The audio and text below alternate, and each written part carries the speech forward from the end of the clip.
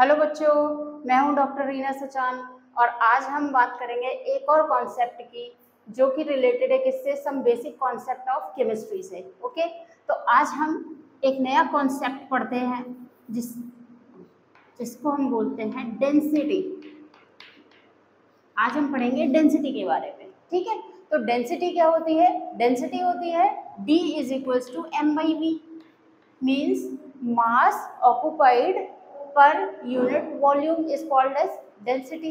Okay, इसको हम लिख लेते हैं, mass occupied by unit volume.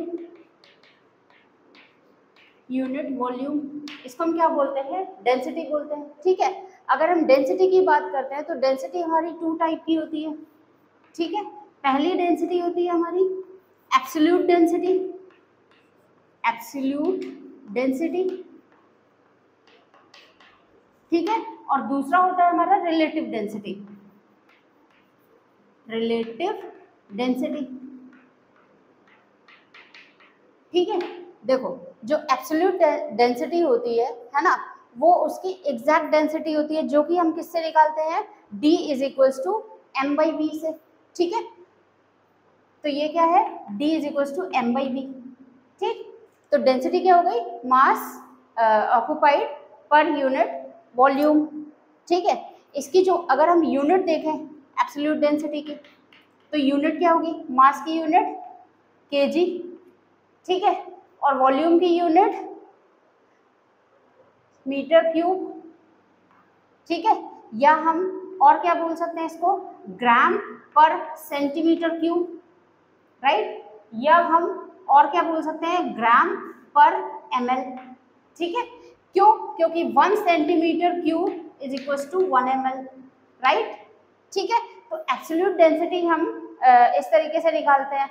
तो ये सॉलिड, लिक्विड, गैस, इनके लिए क्या होगी? सेम होगी, एग्जैक्ट डेंसिटी होगी, जिसको हम बोलेंगे एब्सोल्यूट डेंसिटी। ठीक है, जो हमारी रिलेटिव डेंसिटी होती है वो हम निकालते हैं किसी के रिलेशन में। ठीक है, किसी के रेफरेंस में। जैसे मान लो कि मेरे पास है दो सब्सटेंस है, ठीक है, 2 सब्सटेंस है मेरे पास, और सब्सटेंस 1 एंड सब्सटेंस 2, राइट। अब मुझे अगर इसकी सब्सटेंस 1 की रिलेटिव डेंसिटी निकालनी है तो मैं कैसे निकालूंगी? Relative density is equals to density of substance 1 upon किसके रेफरेंस में है? Density of substance 2।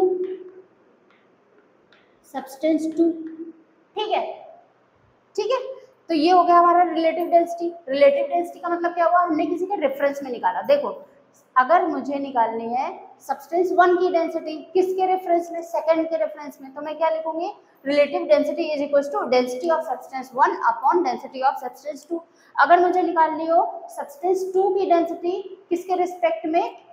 सब्सटेंस 1 के रिस्पेक्ट में, तो उसकी रिलेटिव डेंसिटी अगर मैं निकालूंगी तो क्या होगा? Relative density is equal to density of substance 2 upon density of substance 1। ठीक है, तो ये बात करी हमने रिलेटिव डेंसिटी के बारे में, राइट। देखो, कभी भी सॉलिड और लिक्विड की रिलेटिव डेंसिटी, हमेशा सॉलिड और लिक्विड की रिलेटिव डेंसिटी हम किसके रिस्पेक्ट में निकालते हैं? हम निकालते हैं वाटर के रिस्पेक्ट में। ठीक है, चलो बात करते हैं। देखो, अब मुझे क्या करना है? जो भी मेरे पास सॉलिड और लिक्विड है, ठीक है, सॉलिड एंड लिक्विड, सॉलिड और लिक्विड के केस में हम जो रिलेटिव डेंसिटी निकालते हैं, है ना, वो किसके रिस्पेक्ट में निकालते हैं? वाटर के रिस्पेक्ट में निकालते हैं, जब तक कि हमें दी ना होगी किसके रिस्पेक्ट में मुझे निकालनी है। अगर मुझे कुछ भी नहीं दिया तो मैं क्या करूंगी? वाटर के रिस्पेक्ट में निकालूंगी। ठीक है, तो मेरा क्या यहाँ पे फॉर्मूला क्या हो जाएगा? डेंसिटी ऑफ सब्सटेंस 1, ठीक है, upon density of water at 4 degree centigrade. ठीक है, 4 डिग्री सेंटीग्रेड पे। तो अगर मुझे कुछ नहीं दिया है तो मैं सीधे सीधे वाटर की डेंसिटी के रिस्पेक्ट में इसकी डेंसिटी निकाल लूंगी। अगर मुझे दिया हो कि मुझे किसके रिस्पेक्ट में निकालनी है, तो मैं उसके रिस्पेक्ट में निकालूंगी, राइट। अभी हम क्वेश्चन करेंगे तो थोड़ा सा समझ में आएगा। देखो ये क्या होता है, density of water at 4 degree centigrade, ठीक है। ये कितनी होती है, ये होती है 1 ग्राम पर ml, राइट। अगर हम वाटर के रिस्पेक्ट में डेंसिटी निकाल रहे हैं, रिलेटिव डेंसिटी, तो अब हम इसको एक नया टर्म यूज करेंगे यहाँ पर, जिसको हम बोलते हैं स्पेसिफिक ग्रेविटी, ठीक है। स्पेसिफिक ग्रेविटी बोल सकते हैं। तो स्पेसिफिक ग्रेविटी क्या हो गई, density of substance 1 upon density of water at 4 degree centigrade, जिसकी की वैल्यू क्या है 1 ग्राम पर ml, राइट। ये चीजें हम केवल स्पेसिफिक ग्रेविटी किसके केस में बोलेंगे, केवल हम सॉलिड और लिक्विड के केस में बोलेंगे, राइट। अगर हम बात करते हैं गैस की, तो गैस में हम दूसरी तरीके से निकालते हैं, ठीक है। चलो अब देखो हम देखते हैं कि रिलेटिव डेंसिटी गैस के केस में कैसे निकालेंगे। रिलेटिव डेंसिटी ऑफ गैस, देखो जो भी रिलेटिव डेंसिटी ऑफ गैस है उसको हम कभी भी वाटर के रिस्पेक्ट में नहीं निकालते। क्यों वाटर के रिस्पेक्ट में नहीं निकालते, अब हमारे माइंड में ये क्वेश्चन आता है भाई क्यों नहीं निकालते, ठीक है। इसलिए नहीं निकालते कि सारी की सारी गैसेस वाटर में डिसॉल्व नहीं है, ठीक है। सारी की सारी गैसेस वाटर में डिसॉल्व नहीं है। जैसे अगर हम बात करें CO2 की, कार्बन डाइऑक्साइड वाटर में डिसॉल्व नहीं है, ठीक है। CO2 does not dissolve in water, ठीक है। तो हम क्या करते हैं, इसको हाई प्रेशर में डिसॉल्व करते हैं वाटर के साथ में, ठीक है। तो यहाँ पर हम क्या करते हैं, हाई प्रेशर यूज करते हैं इसको डिसॉल्व करने के लिए, हाई प्रेशर, ठीक है। जैसे आपने प्रीवियस क्लास में पढ़ा होगा, क्लास 10th में, आई थिंक क्लास 9th में आपने पढ़ा था, जब हम कोलोइडल सिस्टम वगैरह पढ़ रहे थे, ठीक है। तो हमने वहाँ पर क्या पढ़ा था कि जैसे जो भी हमारी कोल्ड ड्रिंक्स होती है, पेप्सी होती है ना, बहुत सारी कोल्ड ड्रिंक्स आती है, तो जो भी कोल्ड ड्रिंक्स है हमारी, तो कोल्ड ड्रिंक्स में क्या होता है, देखो ये मान लो कि हमारी कोल्ड ड्रिंक की बोतल है, ठीक है। यहाँ पे एक कैप लगा हुआ है, राइट। हमने क्या किया है, यहाँ पर जो भी सॉल्यूशन था उसको भर दिया और कार्बन डाइऑक्साइड अंडर प्रेशर हमने इसमें डिसॉल्व कर दी। तो यहाँ पर क्या हो गया, बहुत ज़्यादा हाई प्रेशर है बॉटल के अंदर।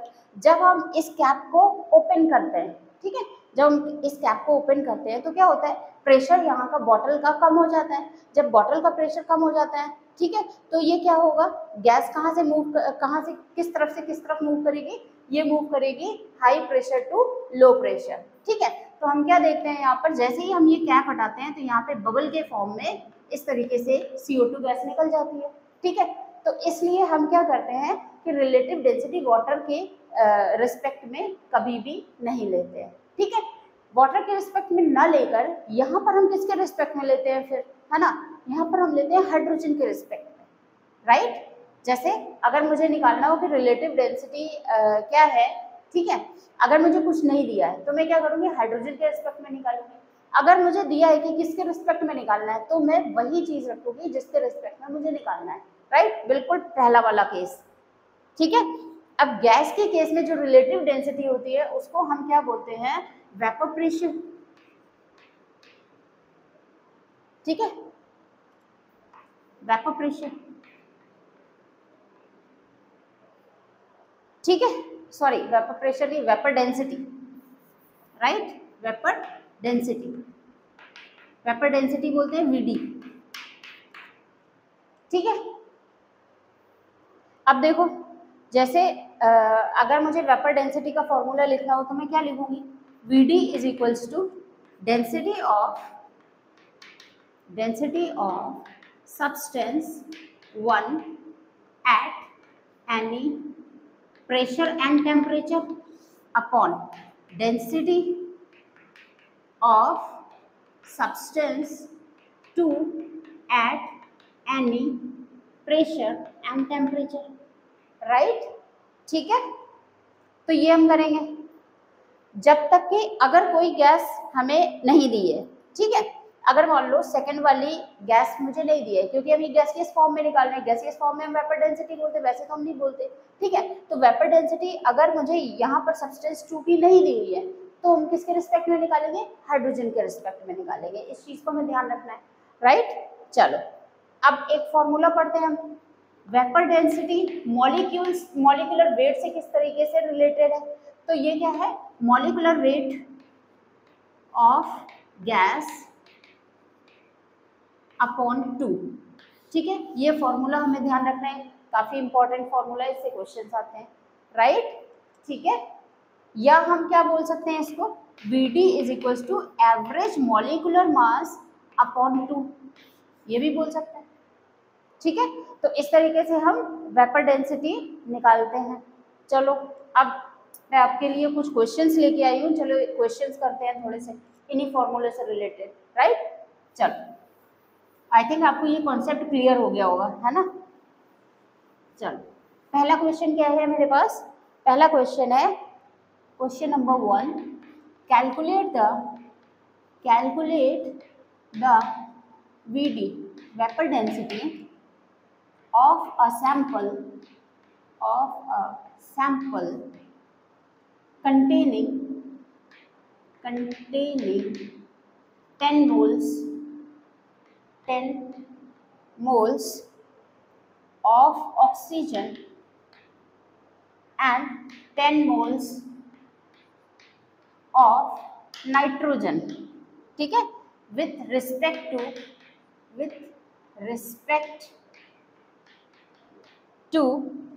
हीलियम गैस, ठीक है। मेरे पास ये क्वेश्चन है। अब देखो ये क्वेश्चन कैसे सॉल्व होगा, देखो ये क्वेश्चन सॉल्व होगा जैसे, इसमें क्वेश्चन क्या पूछ रहा है, calculate the vapour density, vapour density हमें निकालनी है, ठीक है, सैंपल की, जिसमें कितने मोल्स है, 10 मोल्स है ऑक्सीजन, लिख लो यहाँ पे 10 मोल्स है हमारे क्या, ऑक्सीजन, राइट, ठीक है। और नाइट्रोजन के कितने मोल्स हैं, ये भी आपके 10 मोल्स हैं, 10 मोल्स आपके हैं नाइट्रोजन के, ठीक है। और किसकी रिस्पेक्ट में निकालना है, हीलियम की रिस्पेक्ट में, ठीक है। तो अब हम क्या करेंगे यहाँ पर, क्योंकि ये गैसेस है ना, हाइड्रोजन के रिस्पेक्ट में नहीं निकाल सकते हम, क्यों, क्योंकि यहाँ पे हमें दे दिया गया है कि हीलियम के रिस्पेक्ट में मुझे निकालना है, ठीक है। तो वेपर डेंसिटी का फॉर्मूला क्या होता है, vapour density is average molecular mass upon 2, right. Average molecular मास कैसे निकालेंगे हम, देखो इसका मोल, राइट, तो इसका मोल कितना है 10 इंटू इसका मॉलिक्यूलर वेट, ठीक है। देखो हमने क्या पढ़ा था, मोल निकालने के लिए mole is equal to weight upon molecular weight, तो वेट इज इक्वल टू क्या हो जाएगा, मोल इंटू एन, राइट। तो हमने यहाँ पे क्या रखा, मोल रखे 10 मोल, ठीक है, इंटू मॉलिक्यूलर वेट। अब एक ऑक्सीजन का मॉलिक्यूलर एटॉमिक वेट कितना होता है कि ऑक्सीजन का बोलो 16 होता है, ठीक है। तो O2 है, O2 में कितने एटम्स है, 2 एटम्स है, तो इसका मॉलिक्यूलर वेट कितना हो जाएगा बेटा 32, ठीक है। और प्लस नाइट्रोजन का देखो, नाइट्रोजन का 10 इंटू, ठीक है ना, एक नाइट्रोजन का कितना होता है 14, तो यहाँ पे 2 नाइट्रोजन है तो कितना हो जाएगा 28, ठीक है, अपॉन, ठीक। अभी तो हम एवरेज मॉलिक्यूलर वेट निकाल रहे हैं, राइट, ठीक है। अब इसके बाद क्या होगा, एवरेज एटॉमिक वेट क्या होता है कि हमने इस तरीके से टोटल मास रखा अपॉन टोटल मोल्स, ठीक है। तो टोटल मोल्स मेरे कितने हैं 10 + 10, ठीक है। देखो इसको लिख लेना, यहाँ पर लिख देती हूँ मैं, average molecular mass is equals to total mass upon total moles, ठीक है, ये आपको ध्यान रखना है, राइट। चलो अब इसको सॉल्व कर लो, क्या आएगा हमारा, अभी तो हम एवरेज मॉलिक्यूलर मास निकाल रहे हैं, ठीक है, कितना आया 320 + 280 अपॉन 20 आया, ठीक है। अब इसको जोड़ दो, एडिशन कर दो इसका, 8 and 2 10 कैरी 1 3 2 5 and 6 अपॉन 20, ठीक है, कितना आ गया 30। तो एवरेज मॉलिक्यूलर मास हमारा कितना आ गया 30। अब मुझे क्या निकालना है, मुझे निकालना है वेपर डेंसिटी, ठीक है। मेरे पास फॉर्मूला है ये vapour density is equal to average molecular mass upon 2। तो मैं क्या करूंगी अब इसमें, देखो मुझे निकालना है वेपर डेंसिटी, तो क्या हो जाएगा एवरेज मॉलिक्यूलर मास अपॉन 2, कितना आया 15, ठीक है। सॉरी यहाँ पे 2 नहीं होगा, क्यों, क्योंकि हमने हाइड्रोजन नहीं लिया है, यहाँ पे हमें किसके रिस्पेक्ट में निकालना था, हीलियम के रिस्पेक्ट में निकालना था, है ना।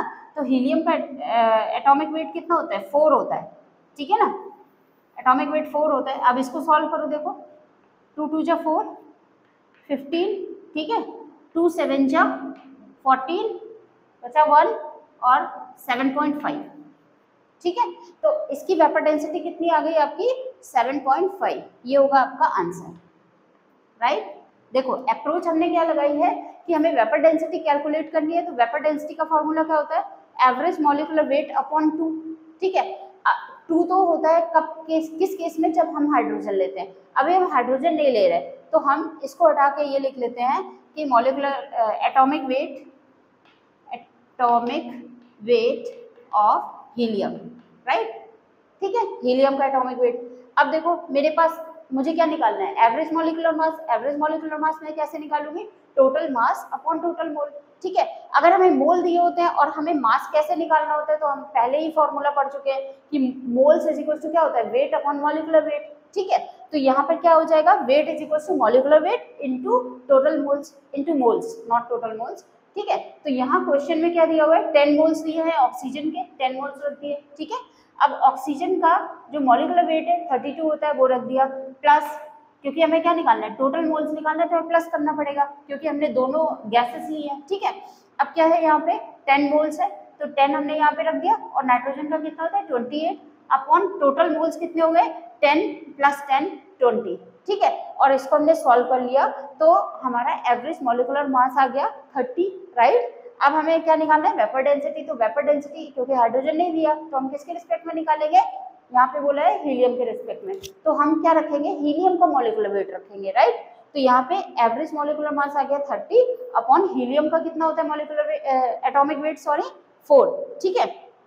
अब हमने इसको सॉल्व कर लिया, तो क्या आंसर आ गया हमारा 7.5, ठीक है। कोई भी जब भी हम रिलेटिव डेंसिटी निकालते हैं उसकी कोई भी यूनिट नहीं होती, ठीक है। तो ये कैसा होता है यूनिट लेस होता है, राइट। एक और क्वेश्चन करते हैं इसी तरीके का, चलो एक और क्वेश्चन करते हैं, थोड़ा और क्लियर हो जाएगा हमारा concept.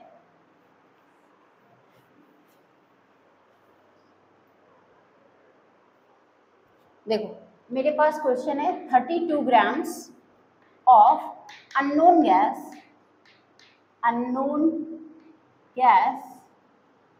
occupies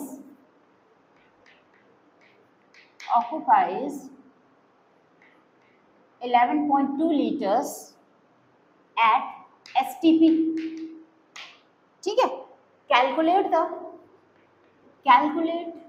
the vapour density of gas, ठीक है। ये क्वेश्चन दिया हुआ है मेरे पास कि वेपर डेंसिटी मैं कैसे निकालूंगी, राइट। तो मैं वेपर डेंसिटी कैसे निकालूंगी, देखो ग्राम्स दिया है तो हमें मोल्स पता है, हमें मोल्स और देखो मोल्स और वॉल्यूम का रेशियो पता रहता है, ठीक है।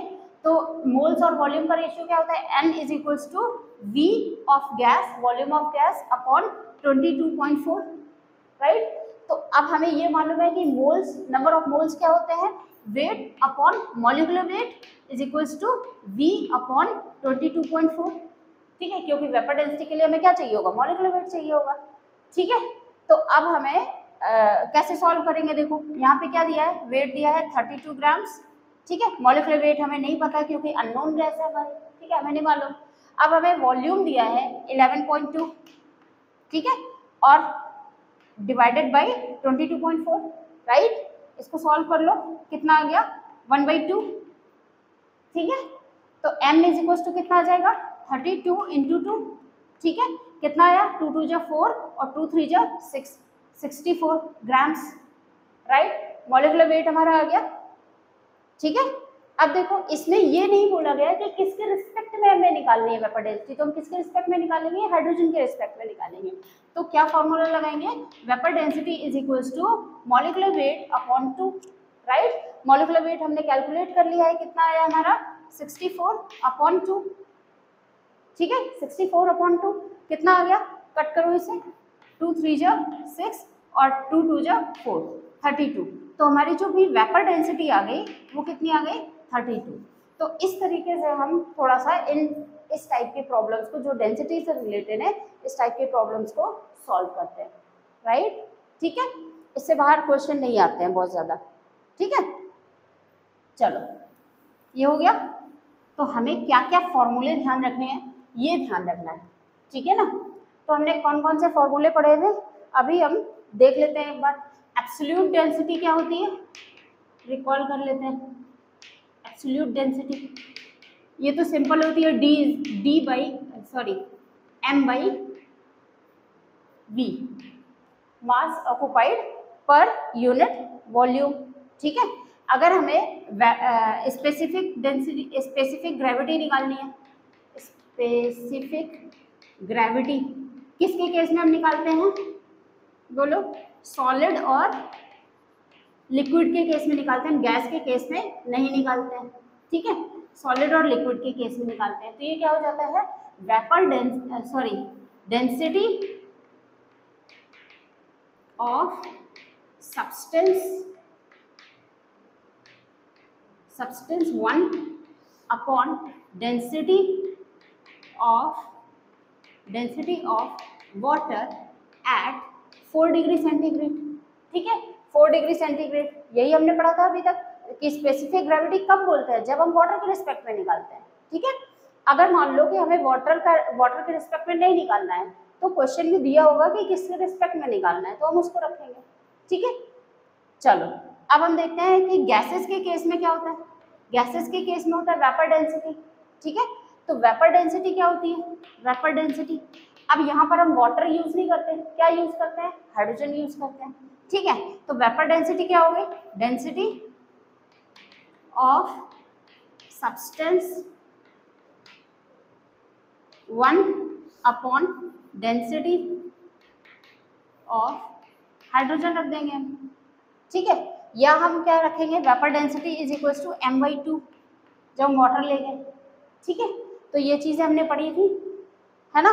तो इनको हमने रिकॉल भी कर लिया, तो हम इस तरीके से क्वेश्चंस को सॉल्व कर सकते हैं, राइट। चलो बाकी हम पढ़ेंगे नेक्स्ट क्लास में। Thank you so much.